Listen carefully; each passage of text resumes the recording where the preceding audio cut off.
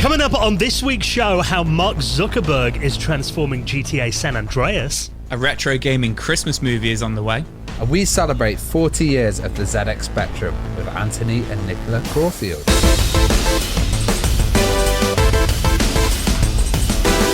The Retro Hour podcast is brought to you each week with our good mates at Bitmap Books. Now, you need to check out Sega Master System, a visual compendium, officially licensed by Sega and featuring around 200 games, including some of the system's most iconic franchises, Alex Kidd, Fantasy Zone, Shinobi, Phantasy Star, lots more as well. You can check it out on the rest of their retro gaming books on their website at bitmapbooks.co.uk.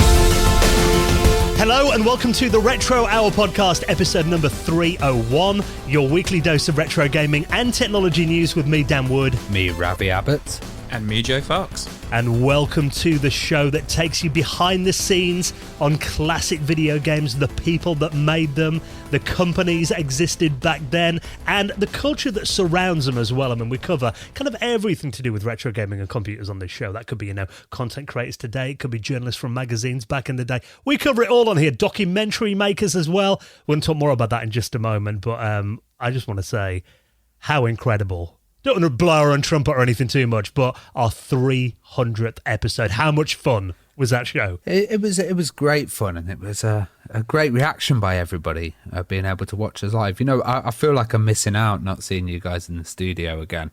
But also, we need to remember the Christmas quiz is coming up, guys. We've got a next thing to move on to. But yeah, thank you so much to everyone that not only has watched the video version that we did, which is available on YouTube now from last week, everyone that contributed to the show, everyone that asked questions, our amazing guests that came on as well. It was just such a giggle doing it last week. So now we're into our 300th episodes, 301 this week. We've got plenty more good stuff to come, and actually this week is going to be another packed show. Lots of retro gaming stories to talk about as well. Obviously, we're kind of getting into the party season now, being that we are into November, and it does mean that this month we're going to finally get to see Games Master rebooted. Now, this is something that we've been talking about, God, for the last 6 months or so since it got announced.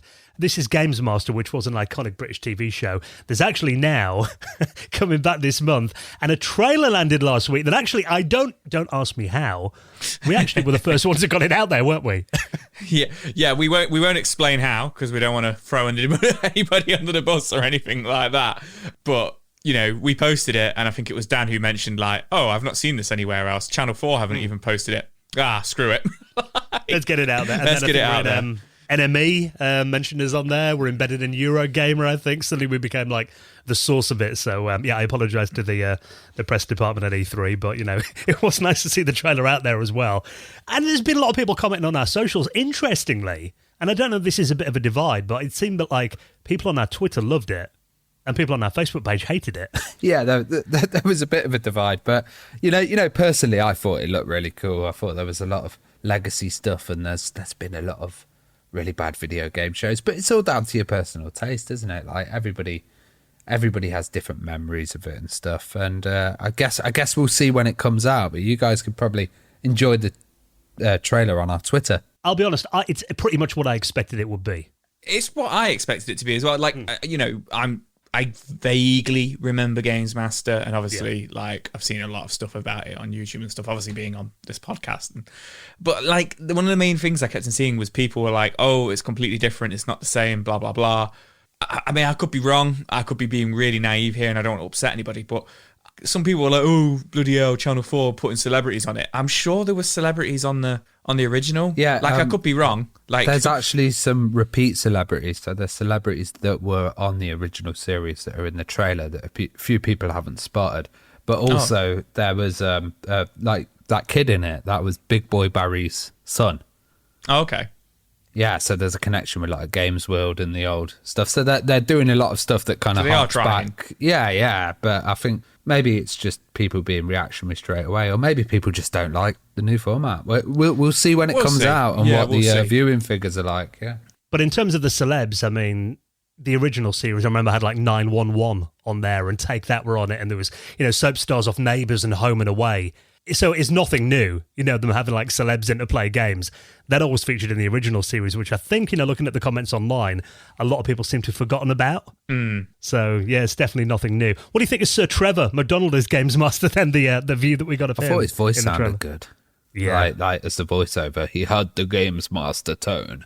I think it did well because I showed it my mum straight away and she was like, oh, that's that TV show with the man with the monocle who was a robot. And I was like, yeah, it was. And she was like, oh, God, when did that end? About a year or two ago? And I was like, 23 years ago, Mum. Yeah. I was like, quite a while ago, Mum. I was like, I think it was like 25 years ago. She was like, oh, I thought it was only a couple of years ago. But like, even she was like, oh, that looks good, kind of thing. Like, Trevor McDonald's a good choice. So, yeah, I'm pretty pleased with it. I'll be watching it. I mean, we've only seen 30 seconds of it, so Yeah. I think obviously you've got to give the full. I mean, I think it comes out in about 2 weeks. I've got to think it was November 21st. It lands on YouTube. Just got to wait first. for Dan to leak the first episode. Yeah.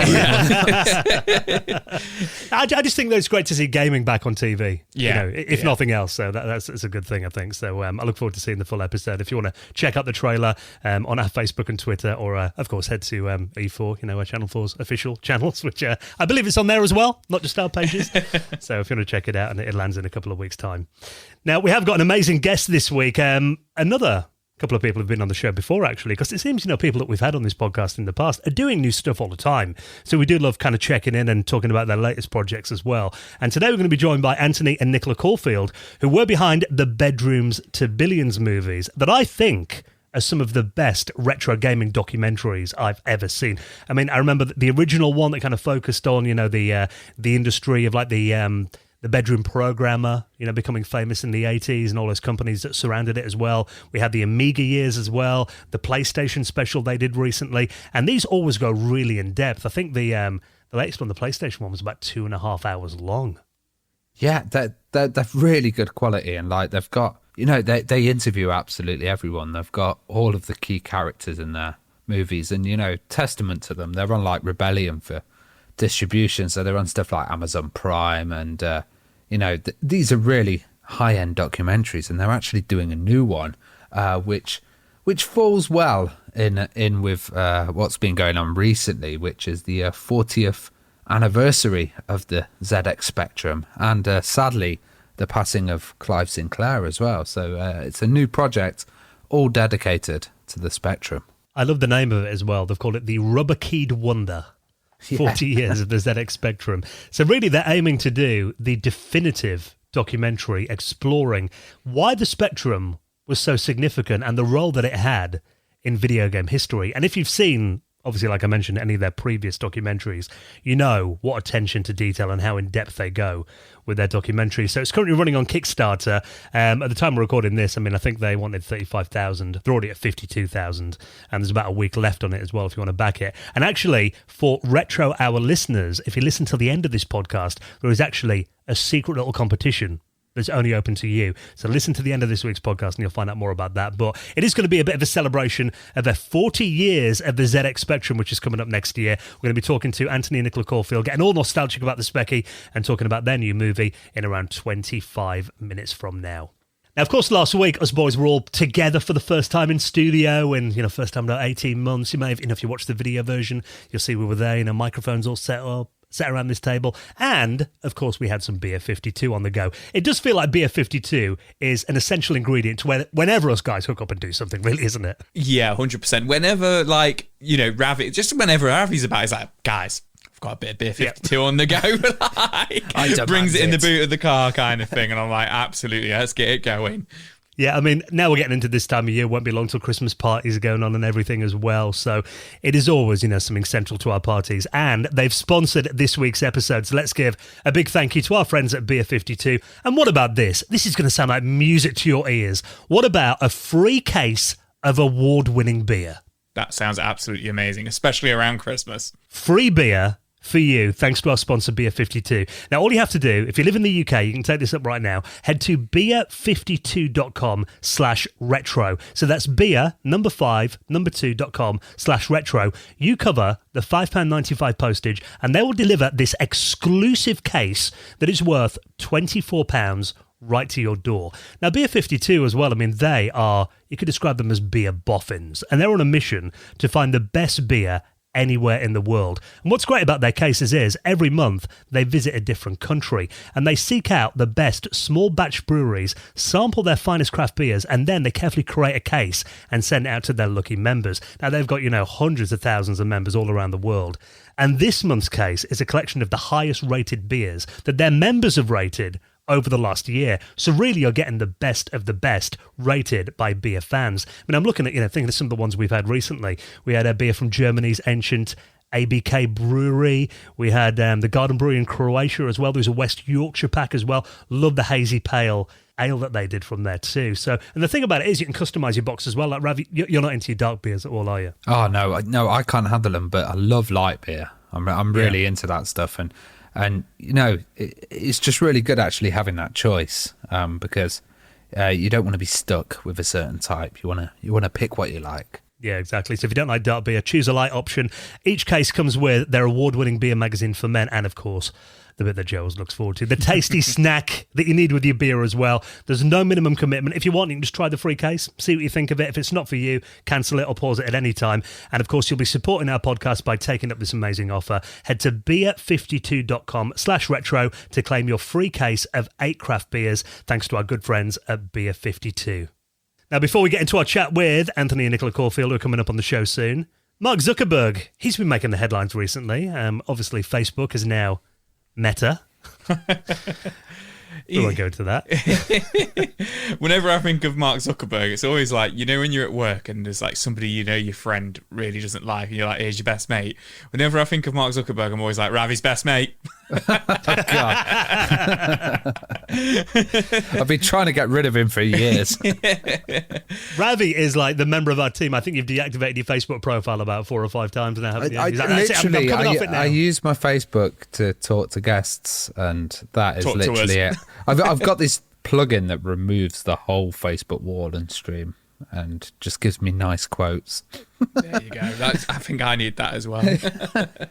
Well, now that Facebook, obviously, they do a lot more than just their social network, hence the company rebrand, I imagine, Meta, to try and, shake off some of that legacy, even though we all know it's the same company.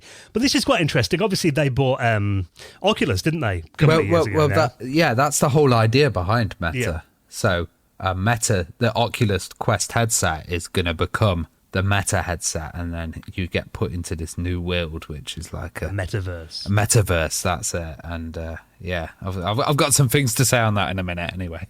Well, what we're interested in, there was a whole keynote they did, where people were sat in the crowd and they're talking about using it in offices and all that kind of thing. But the bit that we were focusing on here is that he actually announced there's going to be a virtual reality version of Grand Theft Auto San Andreas coming out on Oculus platforms, which is quite an interesting choice. It's coming out on the Quest 2 headset, which seems to be the one that I'm seeing most about at the moment. I will be honest, I'm kind of over VR. I never got into VR just simply because I couldn't afford it. My only times ever really playing it was the PlayStation VR at your house, Dan, and then I think I may have played it at one other friend's house. Now, I always bring our stories back to Resident Evil, but Resident Evil 4 recently got released. It wasn't a re-release or a port. It's a new version of Resident Evil 4, a new VR version for Oculus Quest 2. That came out like in the last 3-4 weeks. I'm seeing nothing but like praise for it, and just people saying how amazing it is and how immersive it is to, run around. Resident Evil 4 was quite action-packed. I'm seeing really good things about it, and I'm like, oh my God, I really want to play that. But like you say, it might be a novelty, and I'd probably get over it within a couple of days of playing it. But with that game... Yeah. What I wanted to point out is Resident Evil 4 is quite a linear game. So I can see that working, for Oculus and stuff like that. I can see it working. Whereas GTA, San Andreas is such an open world game. I'm just like, how is that going to work in VR? Do you know what I mean? Obviously it is going to work, but I just think that's crazy. What I think it is I think there's GTA roleplay at the moment, which is a huge kind of thing that's going on. And it says here, the new version, one of the greatest games, will offer an entirely new way to experience this iconic open world in virtual reality. What I think this is I think this is his kind of, let's get people into Meta and this metaverse by doing it via GTA San Andreas. Isn't it an interesting choice of game, though, that it's San Andreas out of all of them? Yeah, quite a violent game. Yeah, I mean, Resident Evil 4 is violent, but yeah. You know, I think and 20 years old. Yeah. I think this, to be honest, is going to probably be one of the most toxic VR experiences you can have. If you look at Facebook and how they don't bother to moderate absolutely anything, how the hell are they going to moderate people in VR? And especially if someone installs a hot coffee mod. It's gonna go, Where's Dan? Oh, he's on GTA. It's going to go downhill pretty quickly. Me. What is a hot coffee mod? So Ravi probably knows this a little bit better, but essentially there was a mini game in GTA San Andreas which was removed, where essentially you could have sex with your girlfriend and you controlled it, like, you know, a bit like a rhythm game. You know, like the buttons would come down the screen. Okay, now I'm getting interested. And essentially, they called it because it was like, "Do you want to come in for hot coffee?" kind of thing. That's like what they'd say in the clip. And in the PC version, people hacked it. Well, it was left in the code. It was left in the code. It was meant to be removed, yeah, and there was a huge Yeah. lawsuit over it and everything. I don't think that'll be in it, but I It just would be funny if it was. I just think the potential for like madness, especially with Facebook in control of a reality, any kind of reality, and toxicness is going to be insane. It's like I've played VR chat and stuff, and Second Life. Do you remember that as well? Yeah. And it all just goes downhill so quickly. Like, You know, I got one of the earlier Oculus headsets, the Go, about probably 2 or 3 years ago. I think you played it, Joe, when you came over mine. Yeah, I think I back. did. Yeah. And I used it for like about a week, packed it away, I haven't used it since. Same with my PSVR, you know, I used that intensely for about a month and then kind of got bored of it. But I remember actually went on the VR chat on the Oculus Go, and I remember it was like a Friday night, my missus had got to bed, and I thought, I'll see what's happening on here. I found a nightclub that you could go into, and this guy just kept following me around and getting really close to me in this club.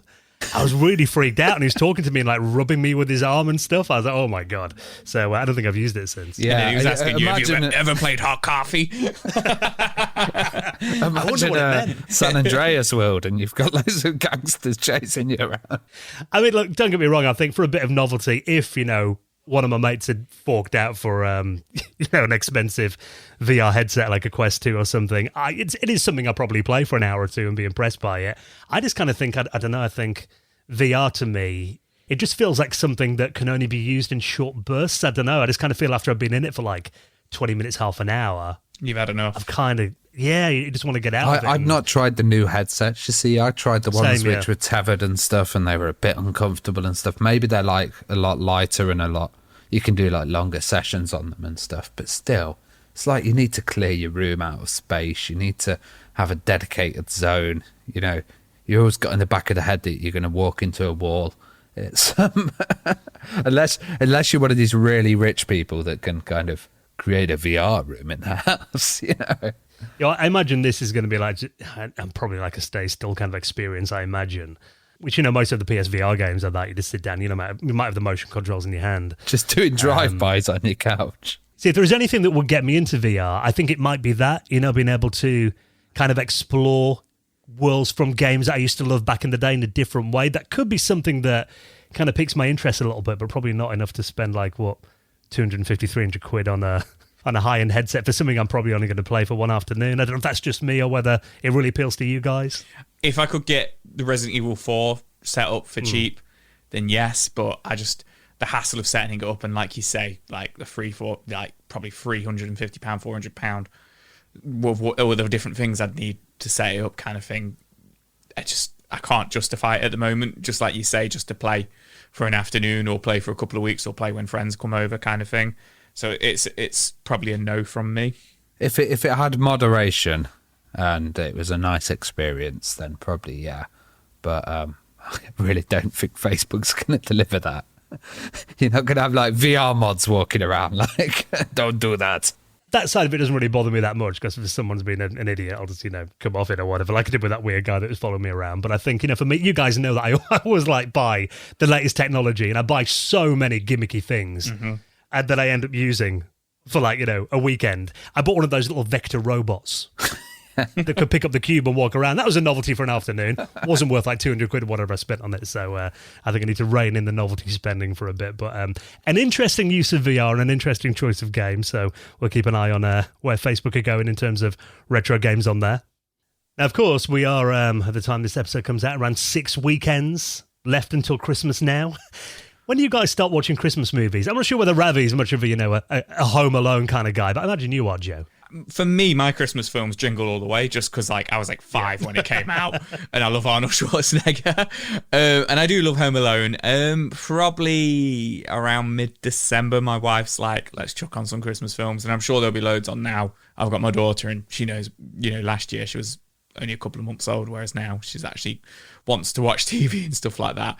So yeah, probably soon. But yeah, I can't imagine Ravi.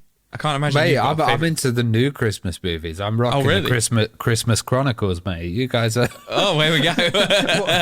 Kurt Russell, mate. There's me watching Gremlins, which is a Christmas movie, by the way. Just saying. Yeah, Lethal Weapon.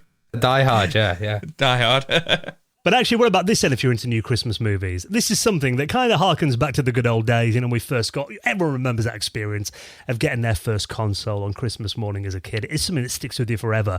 And there is a new movie coming out for the holidays called 8-Bit Christmas. Now, this is an 80s era Christmas story, and the headline is Nintendo is the only answer. Now, this stars Neil Patrick Harris, which I think instantly gives it a bit of geek credibility. But shall we listen to a bit of the trailer? Every kid has that one gift they want more than anything for Christmas. This is the story of mine. Bookends? They have baseballs on them. I see that. No, not those. Nintendo. A maze of rubber wiring and electronic intelligence so advanced it was deemed not a video game, but an 8-bit entertainment system.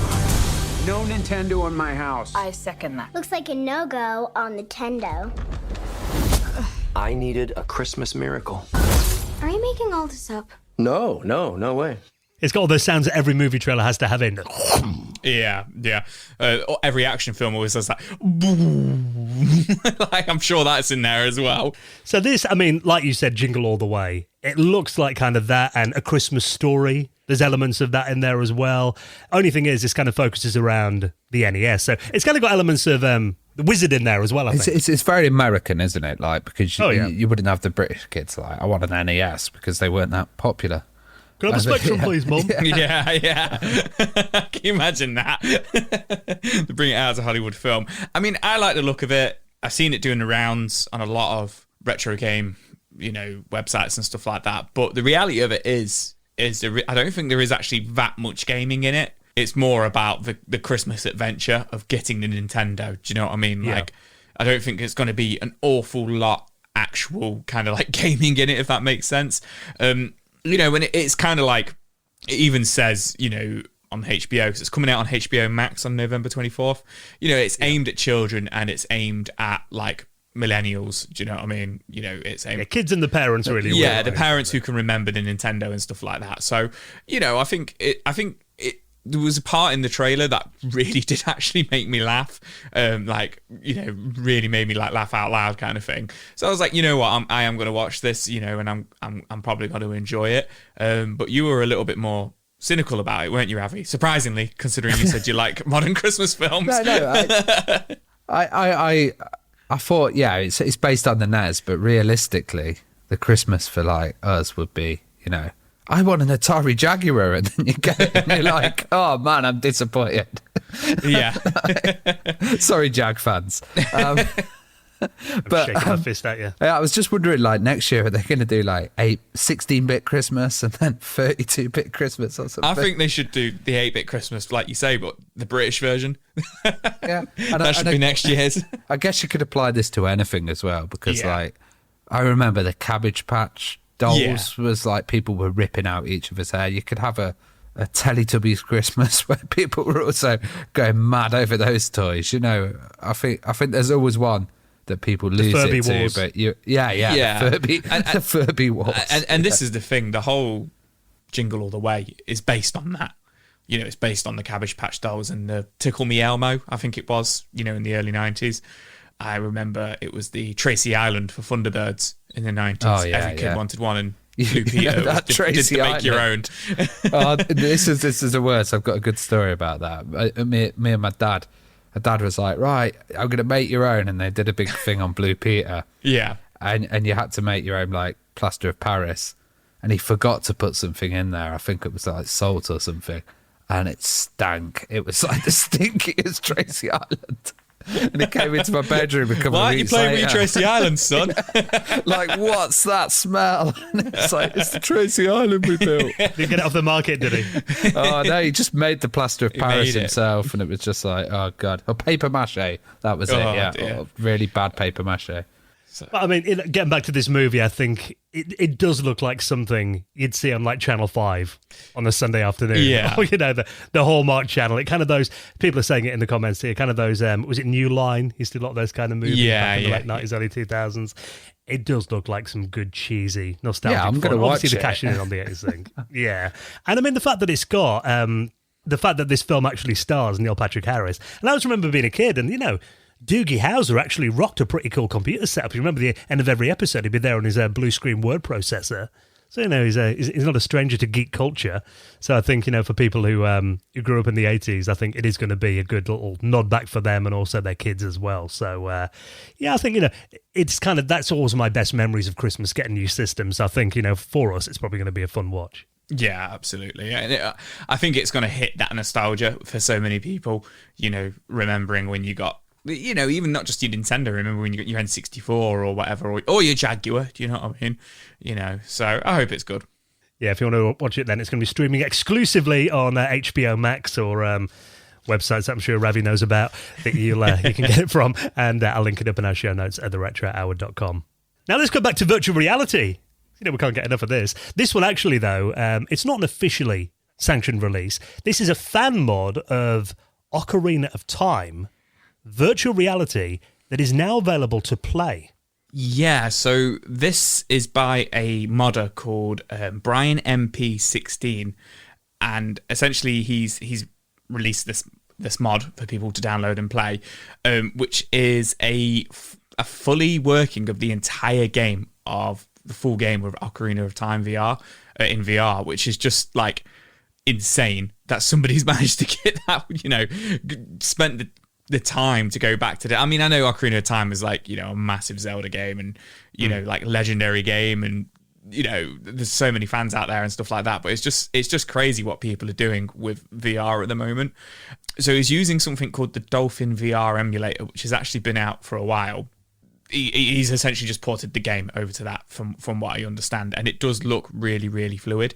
Now, don't be too fooled. I don't want to use the word fooled, but don't be too fooled by the video. So he's put out a short video of him, of the second to last boss in the game when you're fighting Ganondorf before he transforms, and he's running around on the treadmill, so it's fully playable with the, I forget the actual name for them, but it's is it their, what's it called, the treadmills, Like a VR treadmill. the VR treadmills. There's an actual word for them, but it completely supports that, so you can run around, you know, Hyrule and run around the fields and everything, you know, which is really, really cool. And then it's got supports full head tracking. An omnidirectional treadmill, there we go, I just read it. And then it's got the full support with the head tracking and everything, you know, looking around and everything like that. But in the video, he's like swinging his sword with the VR controllers, and then like when he shoots the bow, he's doing it with his hands as if he's shooting a bow. It doesn't Like motion control. It doesn't actually support motion control. He's actually just pressing the buttons while he does it and getting into it, which I can understand. Like, people would get into it, like, oh my god, I'm swinging a sword kind of thing. Like, while there's like arrows being shot at me and I'm trying to deflect them, energy balls and stuff. But yeah, this looks crazy. I mean, it'd be interesting to see if Nintendo shut it down before we even get this episode out. But it looks very playable. He's done some good considerations, like he's increased the frame rate. And the draw distance. Yeah. 90 FPS, isn't it? Yeah, 90 FPS. Like Ravi said, he's taken all those things into consideration, which would probably help with like motion sickness and stuff like that. Like, you know, it wouldn't be, because I imagine if you just ported it straight over, it'd be quite slow. So yeah, it looks really good, and I can't imagine Nintendo getting on the whole VR thing. I can't imagine them actually releasing it on VR, because of, obviously it wouldn't be on a Nintendo console. But it's pretty cool, to say the least, that, you know, these games which are like 23 years old. Still, you know, people are still modding them and stuff like that for modern gaming. Oh, they have got the VR, you know, the Labo headsets that you can make for the Switch. Yeah. I haven't seen much of it. I mean, I doubt it'll work on that. But, you know. Can you imagine that? The cardboard helmet and everything. Yeah, I can't imagine it works on there, but it looks pretty cool. Like I say, it says it's the full game. In the footage I've seen, he's just fighting a boss at the end. So I would love to see some footage of them running around and, you know, in Hyrule Field and stuff like that. But having it completely, you know, I was concerned that it was like, oh, you would look around and the head tracking would be like, oh, you turn around and it's black. Do you know what I mean? Like how some of them are. But no, it's got full in-game head tracking, which I think is really, really impressive. And then, like I said, the treadmill running around. So, you know, pretty immersive to be running around in the fields and stuff like that, I would say. And there's a comment here actually on the website zeldadungeon.net where we got the story from that I put in our show notes. Someone's actually commented that it was actually Miyamoto's original vision for Ocarina of Time that it would be a first-person view. Oh, really? So really this puts the game back to what his original vision was. Oh, I didn't know that. Oh, there we go. Yeah, so that's pretty cool. I've got to say, I mean, I'm only watching this little GIF they've embedded here. Yeah. And it's always different when you're watching footage of someone else playing VR. It did make me feel a bit motion sick just looking at this GIF. Yeah, it's a bit shaky, but I think that's because he's the guy playing it. It's like, oh my God, like kind of thing, like, you know, trying to run away from energy balls, like, and the floor's collapsing underneath him and everything like that. So he is running around like a madman. So I can imagine it being pretty intense, like, to play. And to be honest, these homemade kind of ones always are a bit shaky. Yeah. And stuff like that. Like, yeah, they're always a bit experimental because you're using different engines and using stuff that it's not really designed to do, but still cool. Yeah, very cool. And a lot of work's obviously gone into this. So, like you said, Joe, if you want it, I would get it while you can. Yeah. Because I can't imagine it's going to be around very long. Now, obviously, we, you know, as retro collectors, we generally buy second-hand systems, you know, and that's the stuff that we still had from when we were a kid. This is quite an interesting story on Wired. It's about retro collectors who are uncovering hordes of old data. So it's a story here, and actually, it talks about a guy called Sean Mulseed, who we're actually going to have on the show. Action Retro. Yeah. Great YouTube channel talking about classic Mac stuff as well. And he recently got hold of a power computing PowerWave 604150, a Macintosh clone that was sold for just a few months back in 1995. And he turned it on, and there was a file on the desktop called Infectious Diarrhea. Lovely. Turns out that actually the person who bought it off was a medical student who'd done, like, you know, research of DNA sequencing and stuff as well. There's so much on there, but it actually talks about how a lot of people are buying these secondhand systems and finding stuff on there that people haven't deleted. And, you know, it could be stuff like they mentioned here. It could be recipes that people have put on there. It could be letters to, you know, friends and family that they haven't deleted. It could be pictures that, you know, often you'll find on these old machines. That, you know, retro gaming and retro computer collectors in particular are finding now because, you know, they're buying these old machines. People haven't wiped out the hard disk on them. So that made me think. I mean, I remember I got hold of probably around 2 or 3 years ago. There was a Pentium 2 PC on Facebook Marketplace. This woman wanted a tenner for it, and it had a CRT monitor with it as well, which I wanted. I only really wanted it for the monitor. Had Windows 95 installed as well. It was like a big old HP machine. So I bought it. I drove over to Derby to pick it up. I got it back, and she said it belonged to her mum who recently passed away, but they hadn't deleted the hard disk. And I looked at a couple of files in the documents folder, and it was letters from like 1997, 98 that her mum had wrote to their family. And I actually texted the woman, and I said there is some letters on here that I think your mum left on the machine, because obviously your mum had passed away. And I said, you know, do you want me to send them over to you? I can email them over. And she went, oh, don't worry, just delete them. So, But I actually thought, you know, there's a part of the mum's kind of histoy there that maybe she was interested in seeing, but whether it was just too, you know, raw or something. I thought we were going to have a really sweet Christmas story then. No, don't bother.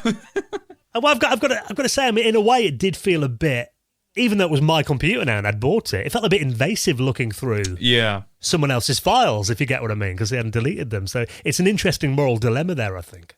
I've enjoyed looking, like I've got old Amigas and stuff, and I enjoy looking at other people's operating system setups. So it's kind of like, oh, how was he doing that, or how was she doing that, and like, oh, you you're doing the file structure wrong, or what program's this, and it's good to see everybody's different setup, because you can like imagine what they were using for it, and you can kind of see like a little trace. It is like a weird archaeology kind of thing, isn't it? Looking through older people's stuff, but also like I do remember you mentioning with modern hard drives that you even just put a nail through them. And whenever I take them yeah, out. you're completely right, because there's some like, I've done data recovery on some of my older hard drives and stuff, and I'm like, God, you can go years back, and you're never really deleting stuff properly. It's just kind of getting moved to a different place. So be wary of that. I can imagine there's so many places like schools that have put stuff out, or there's just so much data out there that really shouldn't be out there, and there's probably loads of personal stuff. It'd be great to hear what listeners have actually found on hard drives and stuff that they've got from old equipment. Well, they're talking here on this article on Wired, and actually there's a guy in here who runs a computer restoration shop called RDKL in Minnesota, and he actually mentions the same thing you did then, Ravi. You said, he often get Amigas or Commodores in, and he loves seeing people's custom operating systems and how people have changed the look of the OS, because each one of them represents kind of their concept of what their ideal desktop would look like. But also a period of time as well. So it's like, it's like a little snapshot of time where, oh, they're rocking that. I've totally forgot about that. Or, and it's the same with Windows as well. Like if you look at someone's older Windows setup, you'd be like, oh, that's a nice Windows 2000 setup that someone's rocking. Bonsai buddy, I've not seen him for years. I mean, in a way, it is very interesting, because particularly like in the case I mentioned then where that lady had passed away. And actually, I don't think I have actually wiped the hard disk. I didn't use the machine. It's just still there. I actually kind of felt like, I don't want to wipe out what's kind of left of this woman, and maybe a daughter will change her mind at some point, even though it was just a couple of letters. Isn't that the great idea for a YouTube channel? Just getting old machines and looking through the hard drives and kind of like it'd get pretty expensive. Seeing what you find. Yeah, it depends. You could probably get stacks of them for cheap. Yeah. Well, they're saying here as well, I mean, there are some kind of sinister stories as well about people finding stuff like, personal financial information or tax records on there as well. And some people have actually kind of stalked people on social networks after they've found pictures of them on secondhand, laptops have bought and that kind of thing. So, it can be quite scary. And I think, it is a lesson learned as well, particularly if you're selling, like maybe, they mention here about how Macs from like a decade ago are kind of regaining a bit of value now, actually, probably because they're affordable and still actually quite capable, but people are selling them with, you think a laptop that you had 10 years ago, there probably is photos and all that on there as well, and it gets into the wrong hands and, it could potentially be dangerous. So I think there is an important lesson there to wipe your data if you're getting rid of any old machines, even though it kind of ruins the fun for, those of us who like to have a little sneak around and look at them, I think. Now, before we get into our chat with Anthony and Nicola Caulfield talking about the ZX Spectrum, this incredible new movie they've got, a system that we don't talk about all that much on this podcast, though we have done a couple of episodes all about it. Trip Hawkins, of course, came on, Trip Hawkins, a couple of years ago, who was the father of the 3DO, of course.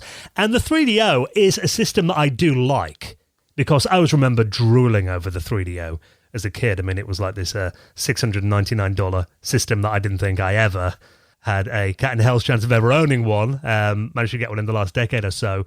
The game library, although it hasn't got the best games, there is a few little standout gems on there as well. Something that may have changed the 3DO's fortunes back in the day would have been if a game like Tomb Raider came out on it, which obviously never happened. But now it turns out there is a playable alpha version of Tomb Raider for the 3DO. Yeah, this is pretty amazing, because, like, to be honest, I've not known that much about the 3DO, and I know everybody always says it's a powerful machine, and being able to see Tomb Raider kind of running on it, and it's running all right. It's not been optimized or anything.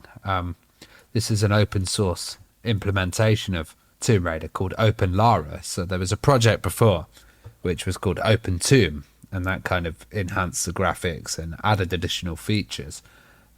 Open Lara is a project to do it on cross-platform open source for Tomb Raider 1 to 5.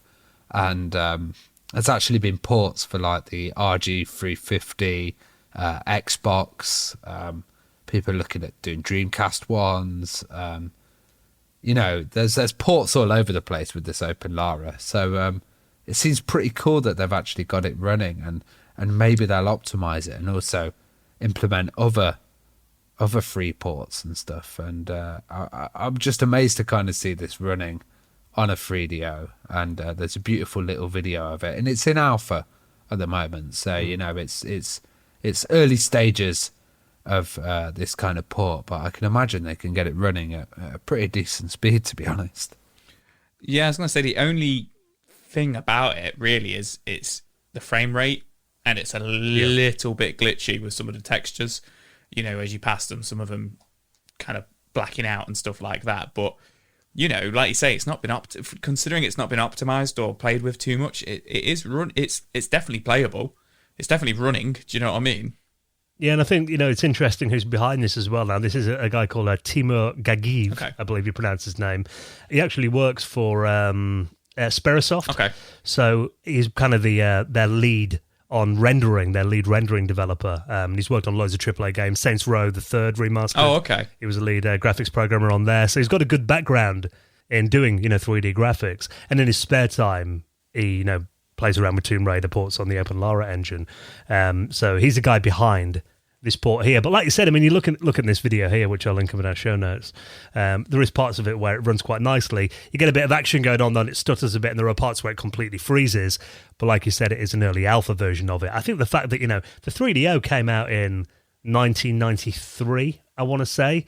And in terms of power, I mean, it wasn't anywhere near as powerful as stuff like the Saturn and the PlayStation 1, I believe. So I think, the fact that it runs as well as it does on there already, without optimizations, is testament to how good this port is. And it was running like Alone in the Dark and stuff, wasn't it? Yeah. Originally, so it did do that kind of 3D stuff, but the basic polygon 3D. yeah, but it's just like, wow, Tomb Raider, amazing. Yeah. And that was actually shared by one of our patrons in Discord. So thanks so much, guys.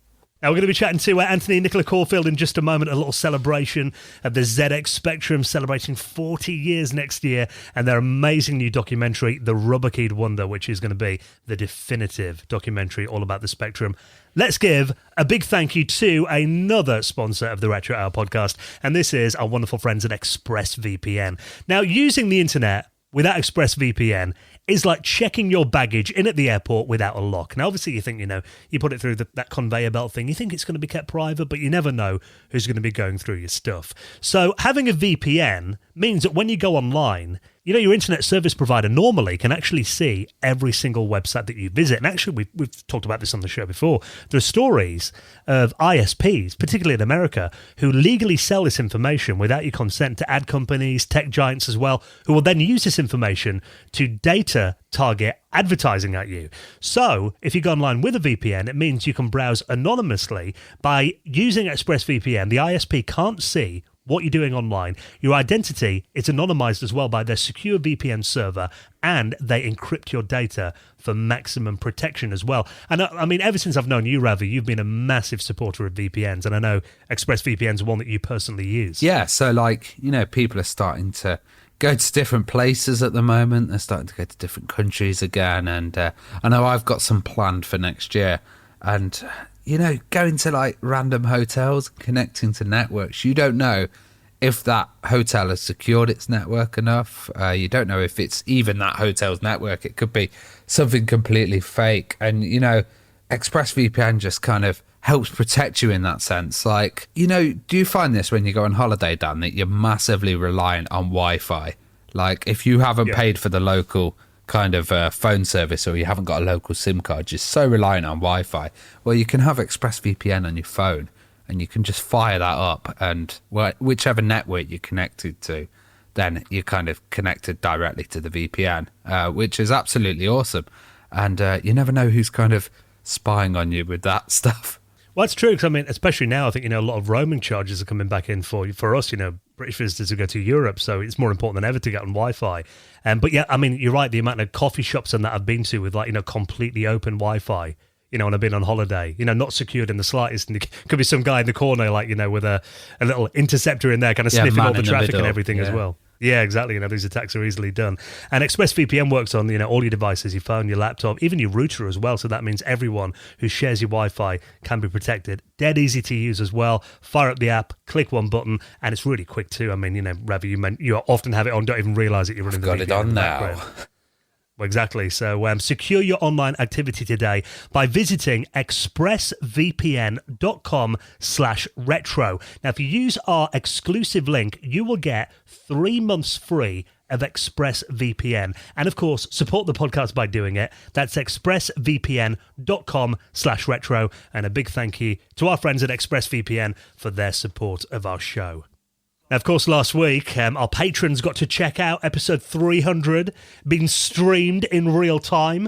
That was so much fun as well. And that is just one thing, that we offered exclusively to our patrons. And they actually got the episode early. They got the video version of it early as well. Because the reason that we have a patron is really to ensure that we can keep bringing this podcast out for you week in, week out. And we can't emphasize enough just how important Patreon is to us. It's awesome. And, we've got a community, and that kind of... That really was evident last week, and we do these meetups that you get a lot of stuff for your patronage. You get an ad-free episode as well, and you get the After Hours podcast where we're talking behind the scenes, and we're also talking about our memories and the kind of history of gaming. You also get a meetup, and the meetup is absolutely fantastic. It's like many people have said, it's like a kind of pub, or everybody's just sitting round, or like a gaming club or something like that. And a user group, I also a user group. That's a good way of putting it. And we kind of sit around. We all talk about computers. We talk about what we've picked up, like so many random topics. And it's just really nice to have the support of everyone. And I think it really has become like a little community. Yeah, and we'd love it if you would join us on there as well. I mean, I think our lowest one is like $3.99 a month, so you can support the show. All patrons get the usual episode ad-free. You get it early as well most weeks too. You get invited to the Hangouts. We're going to be doing one a week on Sunday. So that's going to be Sunday the 21st of November at 8 p.m. UK time. We'll just hang out on a Sunday night for a couple of hours, crack up a couple of beers and have a bit of a chat. It's always so much fun. So if you'd like to join us for that, and of course, then we are going to be doing the next episode of our patrons' exclusive podcast, The Retro Hour After Hours. I think we're doing a Dreamcast special, aren't we? Oh, next? yes. Yeah, we are, yeah. That's always, we love doing the deep dives in consoles. So that's going to be a real interesting episode to do as well. So if you want to get access to that and everything else, join us on Patreon. And of course, you will get a mention in the most prestigious high score table in the world of retro gaming, the Retro Hour Hall of Fame. And a big thank you to our latest patrons, Pika Sarima, Steady Eddie, Eric, Carl Bate, and James Wild, who all join us on Patreon. We hugely appreciate your support. And if you'd like to do the same, you'll find the link right now in our show notes at theretrohour.com. So massive thank you for checking out the news this week. There will be more next Friday. And right now, let's get into a celebration of the rubber-keyed wonder, the ZX Spectrum, with our special guests, Anthony and Nicola Caulfield. They're next on the Retro Hour podcast.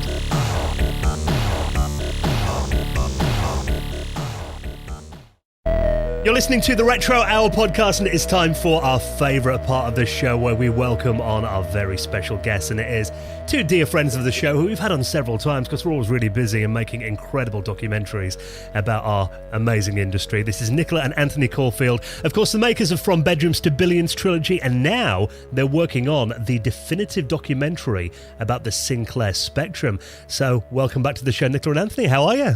Hello there. We're good, thanks. Hello, thank you. Thanks for having us on. It's amazing to be back on again. Yeah, really nice to catch up with you. Obviously, I mean, we've been talking before we recorded then. I mean, the world, obviously has changed so much over the last 18 months or so. But I know your most recent movie, last time we had you on, was Bedrooms to Billions, a PlayStation years. So, I mean, before we get into the Spectrum stuff, how did that go then? Did that get a good reception? It seemed to. It seemed to have gone down really well with people. It was one of the things I found quite amusing was when it came out, we kept noticing people writing and saying, I couldn't believe how in-depth it was. And I was worried before it came out that it wasn't in-depth enough. And you sort of think, thank God I was dragged off that. I knew it was in-depth enough. That quality assurance. 2.5 hours. Oh, my gosh, yeah. Yeah, the reception went down really well. We got a lovely message from Mark Cerny, obviously architect of the PS4 and PS5, and he's we've got to know him really well over the years. Actually, he's been a real supporter right from the original From Bedrooms to Billions, and there's been a few little things like that. But the PlayStation community, from what we understand, has enjoyed it at least. Yeah, definitely quite a challenging film to make because we obviously had to interview people all across the world. And then obviously there's a lot more Japanese contributors in that film as well. So Yeah. that was really good. Everyone was fantastic to work with, weren't they? But it's just obviously setting up interviews in Japan is a little bit more complicated, but all good. And we got some wonderful people. Hideo Kojima took over a year.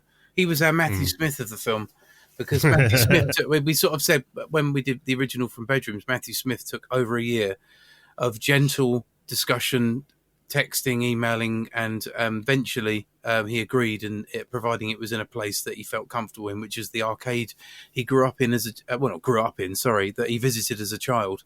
And with Hideo Kojima, I think it was just a case of letting his people know that this was the real deal, and that we were sort of looking to do something sort of relatively celebratory of the PlayStation. And the funny thing is, both the Amiga years, the second film in the trilogy, and the PlayStation Revolution, they came about kind of because when we made the first film, which though it was UK focused, we sort of felt that there were two massive sort of tangents that were naturally sort of coming away from that first film. We had so many developers when we were making the original film back in sort of between 2012 and 2014 of saying to us about the Amiga and the PlayStation, and how they were, certainly with the Amiga, there was so many developers saying they used it as a way of developing games. So even though it wasn't, though obviously in Europe the Amiga was a commercial success, what we were also interested in was how it became such a key development tool. And we also noticed the same thing with the PlayStation, that there was this part that we felt that we would need to come back and give it a sort of dedicated feature. And people could say this about the Mega Drive Genesis and the NES and the SNES, and that no one is saying that they're not important systems and everything else. But I think when you want to make a film on something, you kind of want to know that you've got a really key story to tell, and that you want to do something which is going to, have amazing nostalgia in it, but just get below that top line, digs down a little bit deeper into it. Well, I think, you mentioned before about, how you like to go in depth, and, I watched I've watched all of your documentaries, 2.5 hours, it just flew by because it was so interesting. And I think, you mentioned about systems that are really important. I mean, talking about your new movie that's coming up, about the Sinclair ZX Spectrum. I mean, what's kind of your background with the Spectrum then? I'm the Spectrum person. Right. I absolutely love my Spectrum. It's just got really, really lovely memories for me. I remember going with my mum and dad and my brother to go and buy it, and it was just such a wonderful time. I don't know, I just look back on it and think, wow, to go and buy this was amazing, because we didn't have anything like that. And I just love it. I absolutely love it. And I would spend hours lying on my front in my mum and dad's front room, craning my neck up at the TV and doing type-in listings. And I had a book on BASIC and all sorts of things. And I'd never done anything like that. And I just loved it. And I've still got all my games as well. I've not got loads, but I've still got them. Still got my original Spectrum. And I love it. And it's just it's funny when we were talking about what to name the film as well. Anthony was writing a paragraph that was going to go into our Kickstarter. And we'd had so many names we were kind of banding around. And then Ant wrote a sentence that said, the wonderful rubber-keyed Spectrum. And we were like, that actually works. That's a really nice name. Because that's it, for me, I always think of the rubber keys, I love it. I can't praise it enough. I think for me, it was you see, I grew up with a Commodore 64. And before people immediately switch off in disgust, or the opposite, although they can't switch on if they're already on. But yeah, you get the idea. They had. I was very lucky to get the Commodore 64 because I wasn't from a particularly well-off family, and my dad in 1983 got a job working for a company called Music Sales, and Music Sales had a contract to supply music software for the Commodore 64 directly to Commodore. So on his first day, I just said to him, "Oh, please, can you try and get a computer on your first day?" And he said, "I can't go into the office on the very first day and get a computer." And of course, that went out the window because that night he came home and said, "Do you want to come out and help me with something from the car?" And there it was, Commodore 64, disk drive, monitor, everything, but no tape deck. And that he didn't think that was a big issue. It was a big issue because it was weeks before we could get any games because no one had any games at school. But everybody I knew at school, everyone, all my close friends, everybody, they were all using Spectrums. So for me, in a funny sort of way, I was actually, because I was going around their house, I was using the Spectrum the same amount as the Commodore. The Commodore was at home, but no one I knew had a Commodore 64 because the price was that much more expensive. I know it eventually came down, but I think that's probably a key aspect of this, obviously, of the Spectrum. And I remember Charlie Brooker said a few years ago, he called the Spectrum the people's computer, and I think he's absolutely right. It was that availability. It was at a price that most people could afford, and it just was a gateway for children to get access to something that really, if you go back a few years earlier into the 70s, into the late 70s, if you were looking to buy an Apple II, even back then it was £2,000. It was 2,000 quid. The same, the Atari 800 was 1,000. And even the Commodore 64, when it came out, was way above the cost of the Spectrum. But for £125, which, you know, even today, even back then, that you know, it wasn't cheap as chips, but it was certainly extremely cheap. And it became, it put that thought in people's heads of maybe we can just get that, whether it be for homework or anything else, but maybe we can just get that. So for me, everyone I knew at school had a Spectrum. So I grew up, as far as I'm concerned, I grew up with one as well. And I loved it. I wasn't one of those people that looked at it and laughed at it, Colour Clash. There was all these stupid playground arguments we used to have back then about which one was better and everything else. But when I met Nicola in 1990, it was funny. I was still using the Commodore 64, though I'd sort of briefly migrated to an Atari ST, but we'll talk about that another time. And it was just wonderful. Nicola was a really passionate Spectrum head, and it really, I think it really always felt like it was both of our machines. I mean, now we married her. I married her, and obviously I've now owned 50% of it, which is not a good thing. That means I own 50% of your Commodore 64. Then. Oh, yeah. Well, I think the name is really, really great, the Rubber Keyed Wonder. And you're completely right. The Spectrum was kind of, due to its price range, it was available for everyone. And Nicola, did you find that like games were a lot cheaper and that there was a kind of accessibility to games that you wouldn't have had on another system? I remember going in sweet shops and they'd be like by the tills, just the little tapes, and I thought, I can actually afford them. And my mum used to be in a book club, and it was called like the Leisure Circle or something like that, and they started selling games. So you could, and there'd be like books with the games and everything. So I remember Mum getting them for me that way as well. But I don't remember them being particularly expensive. And I just, you know, I've got some in front of me, and one of them is called German is Fun and French is Fun. And you used those, didn't you? I did. I think it was just because it was something different. I thought, I can actually learn to speak another language. I didn't really learn much from it because I got preoccupied with doing other things. And I am going to mention the game that I always bore Anthony with, which I've never heard anyone ever say that they know or have played. So maybe I bought the only copy in the sweet shop, which was called Chamber of Horrors. And I love it. It's certainly a shocker, I'll tell you that. It's not. It's a really hard game to play. But I've never heard, I'm looking that up now. Yeah, I haven't played that one before. 1984, Omega Software. Yeah. Omega Software. Yeah. I've got in front of me Grid Runner, Galaxians, 4D Arcade Adventure. Do you know, I've not seen that Galaxians before. I just want to have a look at it quickly, actually. Germany's the old glasses are going on. Was it the Gold Collection? I've got one, the Lord of the Rings. So that was a book and that was a game with it in as well. It can't be an official. Sorry, there's a little bit of genuine discovery going on here because looking at this, another great this is what it says on it. It's Arctic.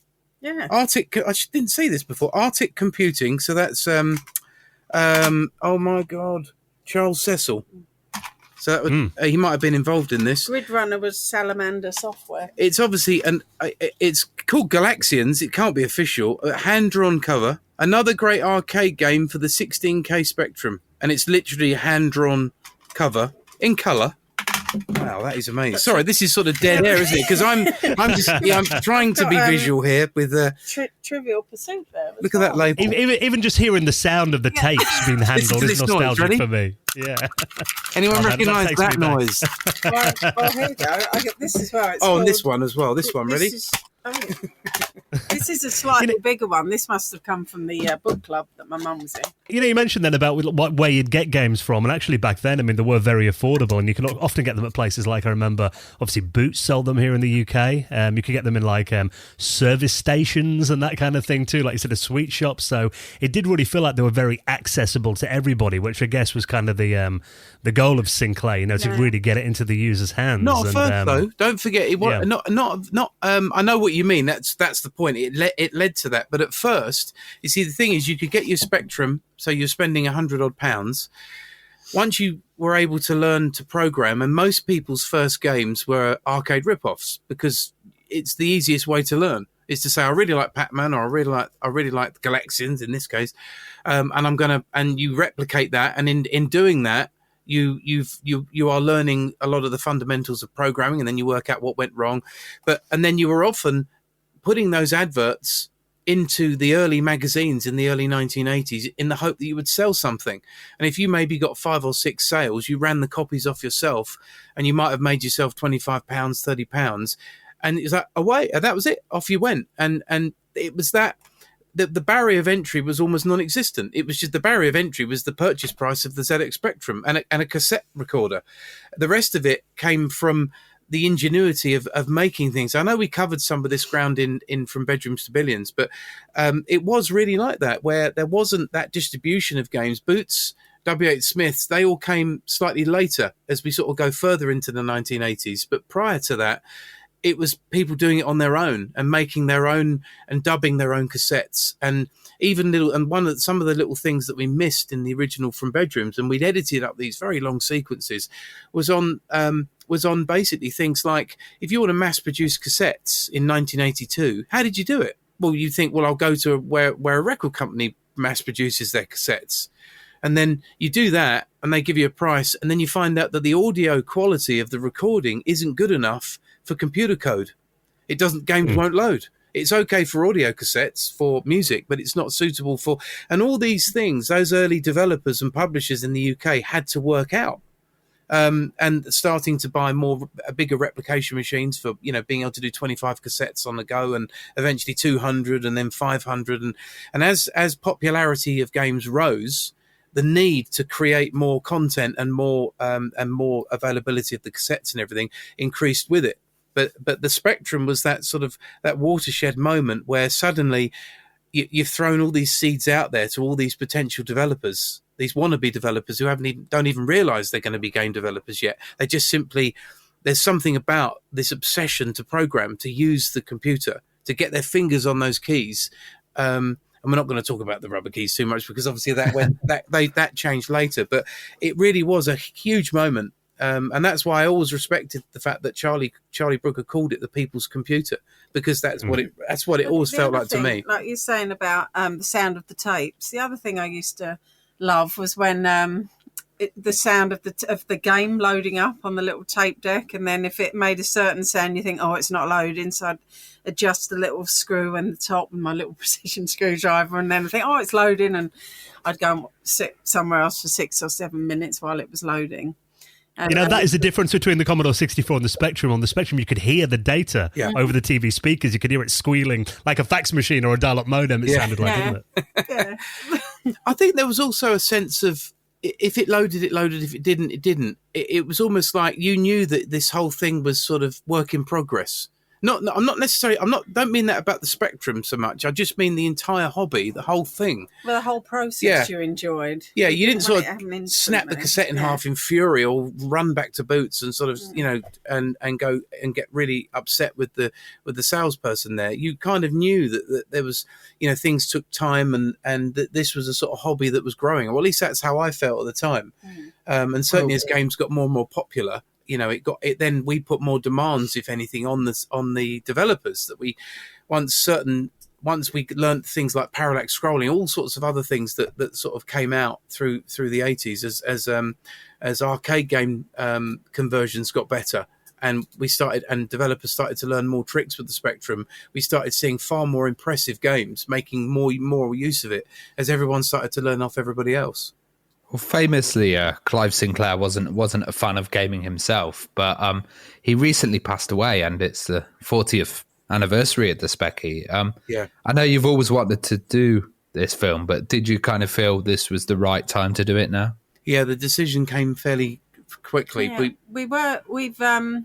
one thing that we always found with our films is there is so many different areas that we could go off into and go in much more depth. So we kind of knew that when we were making from bedrooms. We thought, we could really go into, we could do a standalone film on the Spectrum, a standalone film on the C64. We can do all sorts of different films. So this is kind of us now going back and thinking, right, okay, at all them points, now we are going to do those standalone films. So we have been talking about doing one on the Commodore 64. And we were talking about basically both of them at the same time. Done a lot of work on the C64 one, actually. And then when Sir Clive Sinclair passed away, and with the 40th anniversary coming up as well, and I think we thought, let's start with the Spectrum. And then our next one we're hoping is going to be the Commodore 64. So it just seemed right, to do this. And we've got so much footage that has not been seen from bedrooms with people talking about the Spectrum as well, that we'd like to get some of that footage into the film as well. I think the other thing was that the PlayStation Revolution was very, very hard to make. It was extremely tough. I won't go into huge detail, but it not because people were hard to work with or anything. It was just the fact that we were filming all over the place. And and dealing with the Japanese just takes so much more time to get what you want and get it in the way. And we've got, even with the PlayStation Revolution, we've got so much material left over. It's ridiculous. You're still dealing, even like with the PlayStation Revolution, you're dealing with topics that are very current, games that are very current. And trying to get into different companies and that, it's just a little bit more complicated. Like with Resident Evil, because it's a current brand, everything has to go back through Capcom to make sure that, just to make sure we're not saying anything that's not correct or anything like that. However, I will say this, once the Japanese are on board with what you're doing, they go all in. It's fantastic. They'll go above and beyond for you. So that don't think that when I say that it's difficult dealing with the Japanese, I don't mean that they're difficult people. I just mean that it just, once they trust you and they understand what you're doing, then it's the opposite. They go way overboard, which is with that enthusiasm and everything. But when we were working out, we spent quite a lot of this year working on the Commodore 64 project, and we knew that we were going through loads and loads of material from the original From Bedrooms and the Amiga years, and even some PlayStation Revolution stuff. And there was all this stuff on the Spectrum that was coming out as well. And we sort of felt like, with everything that's been going on in the world, the idea we kind of felt like we wanted to come home. Does that make any sense? It's like the Spectrum, it really is a big deal. Its 40th anniversary next year is a big deal. We're from this country, and we kind of feel it as well. And as much as we love the Commodore 64, yes, it's also hitting an anniversary, but we kind of felt, and then Sir Clive passed away, and we were a bit upset because, I know a lot of people were upset, but we were upset also because we thought we're never going to get to meet him or interview him. He was we'd asked him when we were making From Bedrooms to Billions, and he politely declined. And we kind of felt when Alan Sugar declined as well, we sort of thought, well, let's not go for people like that then, because we don't want to have one without the other. So, and then we sort of felt a bit sad about that. And Rick Dickinson as well, also passing away a couple of years ago, and he's someone we also wanted to meet. So we sort of thought, let's do the Spectrum. Let's stop the Commodore 64 project and just literally go in and do this Spectrum film. And there's a couple of fundamental differences about this project from our previous ones. We are sticking fast to the running time of 80 minutes. We feel strongly about that. And the reason is we got a lot of people saying over the years, I will watch the Amiga years. Oh, you enjoy it? Yeah, I'm halfway through it. Or, I've just started it. Or I've got to finish the last part next week or something like that, which is lovely. But we sort of thought, let's do something that most people can sit and watch in one sitting. That don't, let's be honest, let's do something that's 80 minutes, and then we'll have lots of featurettes and other things, so we can still have, in theory, 3 hours of content there, but we'll have an 80-minute main feature, because then people can sit through it in one go, and then we're free to explore other topics in the featurettes. And the other thing that we want to be different with this film is we want to have a voiceover. So it means that we can get through subject matter that a little bit quicker. And there's a couple of other little things we've got planned, which we're hoping to reveal in our Kickstarter campaign over the next 10 days, certainly around the anniversary of the 23rd of April 2022. We've got a special sequence that we've got planned for the film on that date, but you will have to back the Kickstarter to find out what that is. But that's something we're working on in the background at the moment. But we sort of felt that we want to make it a bit shorter, and we want to have a voiceover for this one, so it feels like a different film from the others, but it's still got all the nostalgia and the archive that we love putting in as well. So it will still feel like the others, we hope. Well, I know previously they've been very interview-based, your previous movies. I mean, is this going to be kind of similar, and who have you spoken to for the movie? I'm not going to go through the interview list just as of yet. It's mainly because we're still at that point where, because we're funding the film, there's still people that we're trying to get, but there's... The idea is to do, we've got some archive that we want to use, because when it came to the footage that we put in the original films, it's really just touched on some people. It's been like maybe 5 minutes of a 3-hour interview. So we want to use some of that to get it into the film. And then we've outlined a few more interviews, but we can't go into exactly who they'll be at the moment. We don't tend to do that, you see, because it's not that we're being evasive, but it kind of puts pressure on somebody if we name names. We have spoken to some people already, but I think the idea is that once we start shooting, the shooting window for this film is going to be between January and May. So we are, and what we tend to do is we shoot in clumps. So we'll arrange some interviews, film, just in case little things come out of those interviews.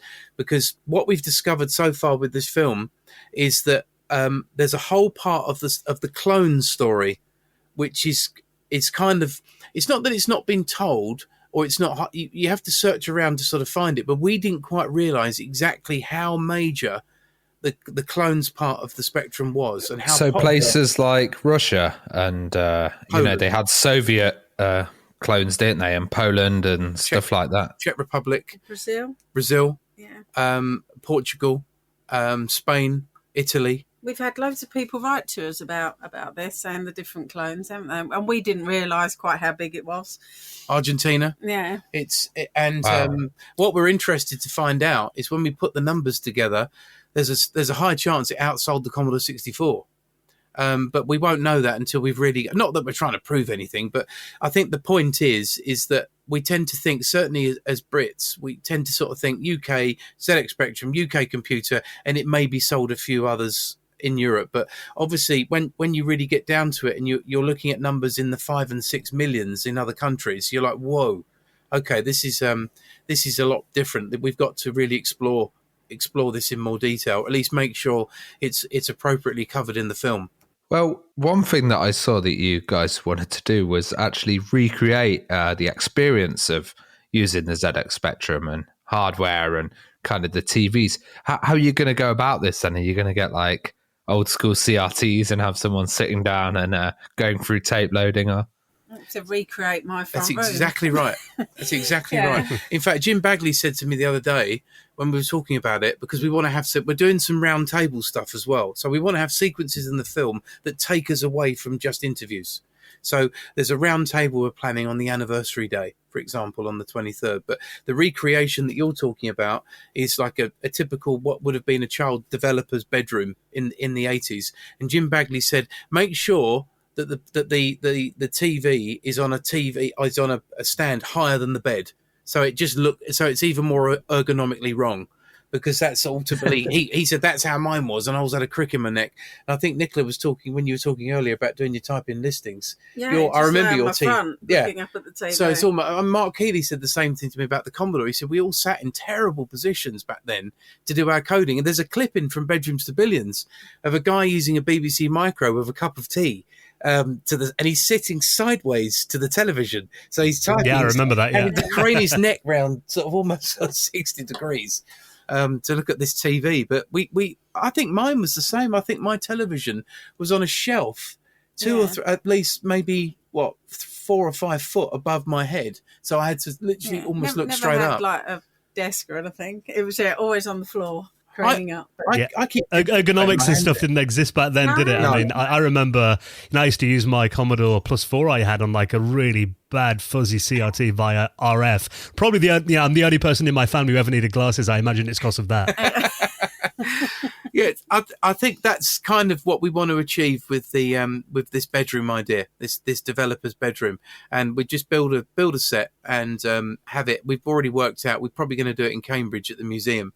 I've been chatting with the curator over there, and he's really keen. So we're probably going to set it there, and then we can do some interviews there and do some hands-on stuff and kind of see what we come up with. So we want to do a couple of these sequences where we're not entirely sure what's going to happen, but we might get some really, really nice material. Yeah, So I mean, the main thrust of the film will be talking heads. But yeah, there's just these other sequences we've been talking about. There's quite a few.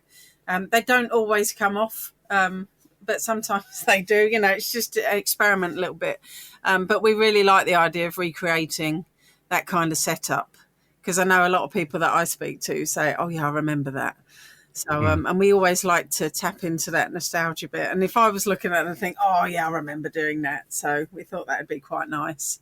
by the way, I also feel I hope I didn't come across as evasive when you asked us about interviews. It's only, we've always said that we don't tend to say, because we don't want to put pressure. But I am going to say one thing, because I do want pressure put on this chap or these chaps. Everything we ever do, well, from bedrooms certainly, and now this one, we get comments saying, "Why don't you ever interview the Stampers? Why don't you ever interview the Stampers?" As if we go, oh, that's an idea. We never thought of that. Sorry, that sounds very facetious, but of course, we would like to interview Chris and Tim Stamper. Of course, Ultimate would be a critical interview. They are very media shy, and we fully respect that. And I'm sure there's been a lot of journalists over the years that have been trying to interview them, and we will, of course, including us. Yeah, exactly. And we will try. We will do our very best to, and even if it was Tim talking about his wonderful graphics, how he was able to use so even if it wasn't a full look over Ultimate, even if it was just more on a graphical basis, Tim did some stunning artwork, and we'd love him in the film, even if even if it was just himself talking about his artwork. So if you're listening, Tim, we will be continuing to try and persuade you to be in it. So yeah, there you go. You never know who's listening, you see. So I just thought it was worth a punt. I find it interesting you mentioned the art scene there as well, because there was actually art and music that was made on the Spectrum. Are you going to be covering that then? And was that much of a scene on that platform? Yeah, I mean, we are covering it, absolutely. And I think music is another aspect where people, let's say the uninitiated of the Spectrum, and I'm perhaps looking at Commodore 64 fans possibly there, where they just write off themselves, no music done on the Spectrum, which isn't true. There was a lot of great music that came later. I mean, even Matthew Smith himself created that wonderful piece of, well, I think it is, for Manic Miner. Having actually, when you consider how primitive the audio capabilities of that first Spectrum was, to be able to get it to play a tune, that's a feat. That's an amazing feat in its own right. And the Spectrum did evolve musically, and certainly there was an art scene. There was an art scene on several platforms across the 80s, that were being shared on the very primitive internet at the time. And so yes, it will be covered, because again, it helped fuel the hobby. There was even the magazines we've talked about before. Magazines, the artwork, the music scene, all of it helped fuel the hobby itself, and it grew. And that's how the games industry grew, because first of all, it was a few geeky, lovingly geeky people sharing games and programs around, and then it got more and more popular, and it got more and more commercial as it went. So yeah, all those aspects that helped fuel the industry, we do like to cover. Will you cover stuff like the Cheetah Spectrum add-on? Yes, we've got one over there actually. Oh, nice. The add-ons are really important. Funny enough, we before the interview started, I think we talked about Bandersnatch, and obviously Imagine we're trying to create an add-on. I believe Microgen were trying to create an add-on, and add-ons were important because, again, exactly as we just said, they help grow the whole thing, and being able to expand the Spectrum and have lots of other things. I mean, joysticks and the way they evolved or broke. I think, we're going to cover the music, the graphics, the magazines, type-in listings. I think we'll look into again. Well, they were a way. I mean, so many people once they first got. I think when you first got your Spectrum, the way of doing buying a magazine and doing a listing kind of helped you connect with it. It was almost a spend way it of all day. it made you doing feel it. like you were doing something worthwhile with it at first, rather than just playing games. And that's another thing I've noticed. We've asked people to, when they've backed the campaign, we want to have fans in this film. And what we mean by fans is people talking about what it was about the Spectrum, because it was our, when you talk about a generational thing, this was our rock and roll. For anybody born in the late 60s or in the 70s, the microchip generation and the generation that grew up through the 80s with the Spectrums and the Commodores and others, this was our rock and roll. This was our thing. That meant something to our generation, and the way that we wanted to try and collect some of those other stories from fans. So not necessarily anybody famous, just what it meant to you. When did you get it? What did it mean to you? What was the first things you did with it? Why did it mean so much? Why did you carry on? Why was it not something that you just put down like so many other Christmas toys that you might put down? It didn't. It carried on. And what was it that fueled that? So we've asked people that when they've backed the film to start sharing those stories. And funny enough, even in the last week or so, there's been some really, really amazing stories that have made us rethink certain aspects of the film. And that's what we wanted, because that's the only way we can learn, and is by hearing these experiences from other people. Well, it was the era, like you mentioned, of the bedroom programmer. And I mean, we've had, people like the Oliver twins on who, tell us their story about the fact that they hated that rubber keyboard that much. They would actually do their programming on an Amstrad and then send it down a serial cable to the Spectrum. Yeah. I mean, what was it actually like to program the Spectrum then from, the stories you've heard? What was the experience like? Genuinely, it was that most programs that talk about the Spectrum talk about how wonderful it was in terms of its capability, because it was, in a way, a little bit like the Raspberry Pi, and the fact that it was a relatively straightforward to learn and use, but it came down to your own ingenuity. So I always remember John Rittman telling me a story once about when he was doing Match Day, and this will probably go in the new film actually, but he was talking about Match Day, and he'd never done a football game before. And he'd obviously taken the job promotion he was going to do a football game, and he'd sort of bluffed it to sort of say, I'm going to do the best football game there is out there. And he purposely didn't want to look at international soccer or anything on the Commodore 64. He wanted to just focus on what he could do on the Spectrum. And he said that he'd never worked out AI before. And he literally just thought, well, how do I get another opponent to kick the ball at me? So he literally just put it in and said, if ball free, kick at opponent's goal. And he said he ran the routine, and the AI opponent immediately got hold of the ball and boosted it down, and it went in. And he said he started crying because he realized that, I now know how I can make this happen. But if you think about it, John Rittman obviously went on to be an amazing developer. Match Day 2 was fantastic, as was his Batman game and Head Over Heels. But that fundamental aspect of being able to sit there and work it out, and he was programming directly onto his Spectrum, directly onto it. So with the rubber keys and all, it was difficult in that way. But he found that, he said, the barrier of entry and learning was extremely low. So he was able to work out certain routines quite easily, but to make this AI work. Matthew Smith, whereas he didn't like the keyboard on the Spectrum, he preferred he had a TRS-80. And which, proper keyboard, and he had a piece of Vera board that he made that connected the Spectrum, so he was able to effectively send the code over to the Spectrum, and he purely used the Spectrum as the target machine to see how the game was running. So if you think about it, you can work on it in several ways. You can work on the machine itself, but the problem is, while programming on the target machine itself, you have all sorts of issues if you run out of memory. And I noticed a lot of developers started to actually just use another machine with a real keyboard to send the code over to the Spectrum. I think Chase HQ was written on the Atari ST, but I might be wrong there. I'll have to double check that. But but it was that ability that the Spectrum had to get good code on it and experiment with it.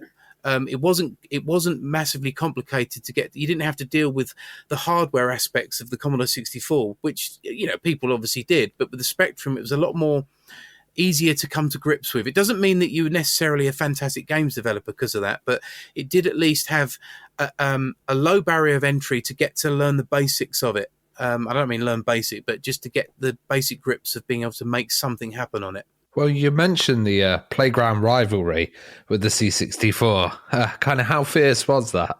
It was fierce. I mean, when I say fierce, I mean certainly at my school in East London, it was you'd be laughed at, or there was always this thing about the colour clash from the Commodore 64 crowd, which really isn't that big a deal. When you take something like Attic Attack on the Spectrum, right, another Ultimate game, it runs so fast, it's so playable. It looks so beautiful, and you don't mind about those little bits of clashing. And you've got on the Spectrum, you've got that such beautiful refinement of graphics. You know, you really can go in so close and get. I mean, Mark R. Jones used to talk to us about the fact that you can just do so much from an artistic point of view with the Spectrum. The Commodore, you were dealing with more blocky sprites. You had issues with blocks. Yes, you had.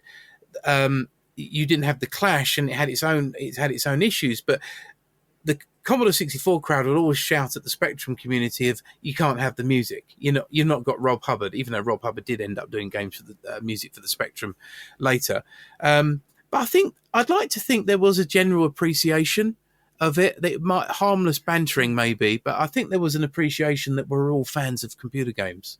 And some people absolutely love the colour clash. That's kind of one thing that artists actually are kind of going for, that old look, and it really identified it, actually. Yes, it did. I agree completely with that. I don't think it... I mean, that's why I used Ultimate as an example, because they didn't really care about it.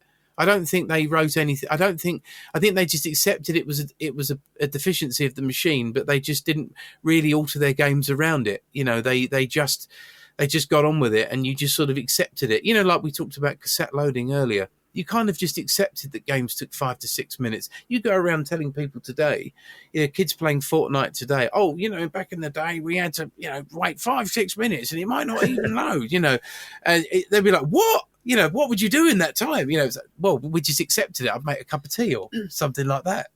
Well, to be fair, I waited about an hour for an update on the PS5 the other day, so in comparison.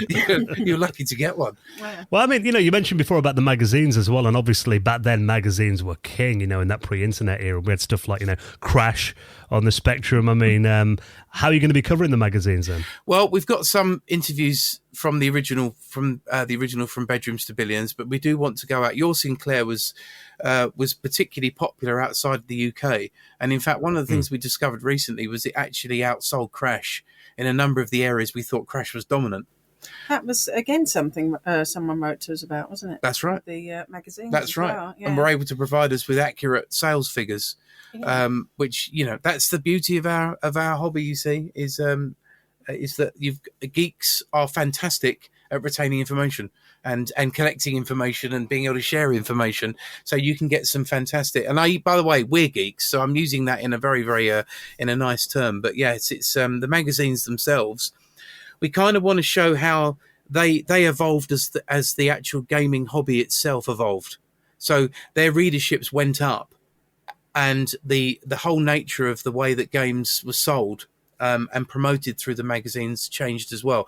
We can't go into it in the same level of depth that we did From Bedrooms to Billions, but as this is only going to be Spectrum, we can focus on the Spectrum side of things. So CVG, Your Sinclair, Crash, obviously we're going to be featuring, and a few others, but it'd be more along the lines of also them knowing of how they actually started to understand when this was more than just a fad. Because if you go back to 1980, 81, the sort of technology magazines, their audiences were not ginormous.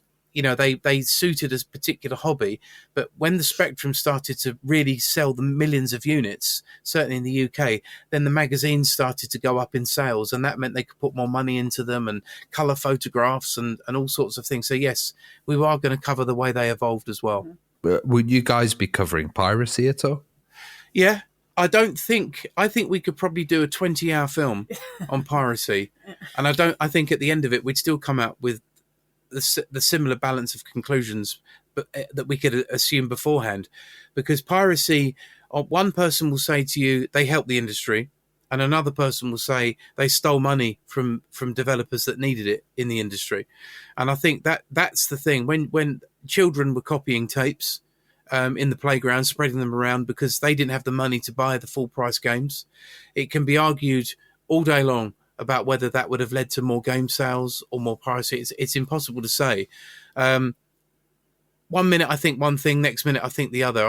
I mean, whether I do think that the popularity of games went up because people were able to get more get access to them through piracy. But at the end of the day, when we've come to meet so many developers over the years, where it really made that they really needed that money and they really needed those sales, and like any artist, if they like to create, I don't think I've ever met a game developer that was in it for the money.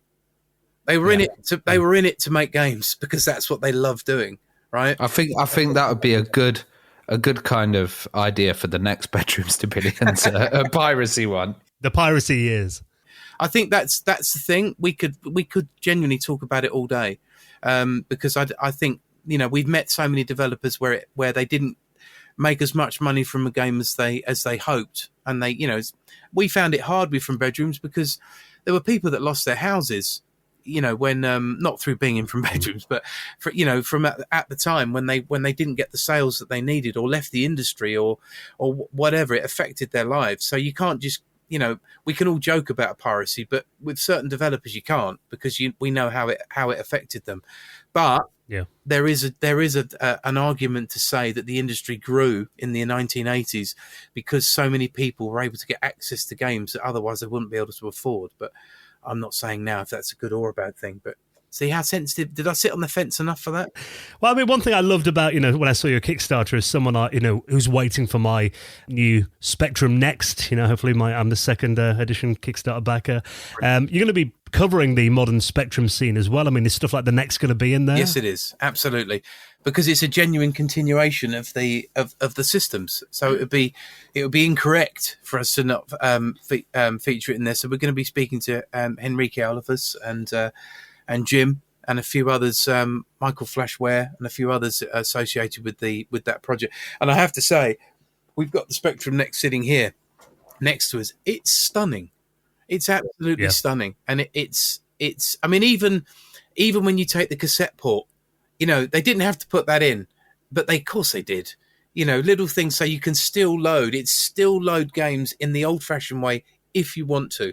You can still play them in the old-fashioned way if you want to, or you can take advantage of the faster processor and USB and all sorts of other things. Or all those multiple cores of clones as well, which is very apparent on the Spectrum Next. How many versions of the Spectrum were out there? We're having trouble logging them all at the moment. It's quite amazing. But I think that also shows that when I know I've said it a few times about low barrier of entry, but it was a low barrier of entry to clone it as well. It was off the shelf components.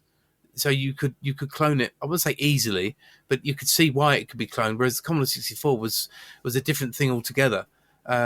So yeah, you can see why that happened. But of course, somebody had to do the first one.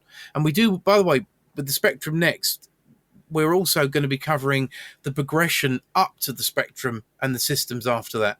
So we will be talking about the MK14.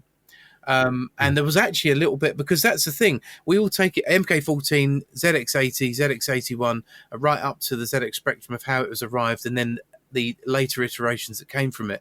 But how much we take for granted that we can have in 1982, we could buy a pre-assembled ZX Spectrum in a box. You wouldn't think that it could come any other way. But you go back a few years earlier and people were buying kit computers that they had to solder together themselves. And then you go back before 1977, and if you wanted to get access to a computer, you were on $1 million mainframe. You know, there were cheaper versions at that point, but still you were effectively walking into a room like something out of the Intro to the Professionals, you know, with lots of tapes going around, because that's what they were. A pre-assembled home computer. I think the PET was the first one in 77. We do take for granted how simple it is, but it was in 1982. The whole thing had been going 5 years up to that point, so everything was effectively a progression of that original idea. Well, I imagine, you know, lots of people listening, their appetite will be nicely whetted for checking out the documentary, The Rubber-Keyed Wonder, 40 Years of the ZX Spectrum, on Kickstarter now. I mean, when the show comes out on Friday, there's still going to be 8 days left on it. You've already smashed the target, but tell us a bit about the campaign and some of the rewards on that. Thanks very much. Well, the campaign is to fund the initial film, which we've done, and then we want to expand out and create more featurettes for the DVD and Blu-ray, so that we've got more content, more subtitles, photo gallery, all the things that people would expect. But the other thing that we really need help for, that we want to achieve with our stretch goals, it's the licensing of third-party archive. That's the sort of thing that you expect, where the BBC, when they interviewed, for example, the Money Programme in 1980, they did an interview with Sir Clive talking about his vision for home computers. So this is 2 years before the Spectrum, and there's also other little visits to Sinclair and other things that we've been able to find, and we found them with the original From Bedrooms to Billions, but they are many thousands of pounds to license. So it's a huge amount of money to bring that in, and that's the bit that people love about. That's what they tell us. That's the archive is quite key to our movies. We really like that in there because it gives you that sense of nostalgia as well, and it works really well with the interviews that we're going to be doing. So that's why them stretch goals are there, to try and get us up to, a nice amount of money so that we can get some really good archive in there. And we've got some really amazing stuff that we've got to thank Oliver Frey.